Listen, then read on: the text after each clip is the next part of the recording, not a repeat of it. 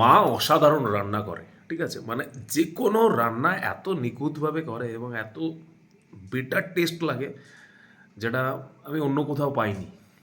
এত জায়গায় এত রেস্টুরেন্টে খাবার খেয়েছি, বাট এই যে টেস্টটা, এই টেস্টটা আলাদাই টেস্ট। এবং নিজের মায়ের হাতে রান্না খাওয়া, মানে কী যে অপূর্ব স্বাদ, সেটা যারা খায় ভাই তারাই জানে। সত্যি কথাই, এটা সারা দিন পরিশ্রম করছে, সংসার করছে, তাদের ওইটুকু প্রাপ্য আমার মনে হয় যে দেওয়া দরকার। যে সত্যিই তোমরা অনেকটা এফোর্ট দাও, তোমরা সংসারটাকে ভালোবেসে যত্ন করে রাখো, তাদেরকে সেই প্রাপ্যটা আমার মনে হয় যে দেওয়া দরকার। তো মা আজকে কচুরি বানিয়েছেন, ঠিক আছে? মটরশুঁটি দিয়ে কচুরি, সেই কচুরিই খাচ্ছি। অসাধারণ লাগছে খেতে, যা টেস্ট লাগছে না, এবং দেখলেই বুঝতে পারবে তোমরা যে কচুরিটা কী খেতে লাগছে। দেখলে একটা আন্দাজ হয় না যে কেরম খেতে লাগবে, সেই ব্যাপারটা।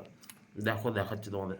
এই হচ্ছে সেই কচুরি, বুঝতে পারছো? মানে সবুজ যে পুরটা মটরশুঁটির, সেটা কিন্তু বোঝা যাচ্ছে। তার সাথে যে বাঁধাকপির তরকারি, আর তার সাথে যে রসগোল্লা, ঠিক আছে? অসাধারণ খেতে লাগছে ভাই। দোকানের যে কচুরিটা হয়, সেই কচুরিটাতে কিন্তু এই সবুজ ভাবটা কিন্তু পাই না আমরা। পাই কি? পাই না। আমরা ঘরের বলেই পাচ্ছি, যত্ন করে বানিয়েছে বলেই পাচ্ছি। এটা তো মানে অস্বীকার করা যাবে না, তাই না? আমার এটাই মনে হয় যে মায়েদের যে প্রাপ্য সম্মান, মানে তারা যে চাকরি বাকরি করছে না বলে তাদেরকে অগ্রাহ্য করব এমনটা নয়। তারা অনেক অনেক কিছু করে, ঠিক আছে? সারাদিন সংসারের জন্য, সংসারের প্রতিটা মানুষের ভালো থাকার জন্য যে এফোর্টটা দেই, মানে সেটা দেখার মতো, ঠিক আছে?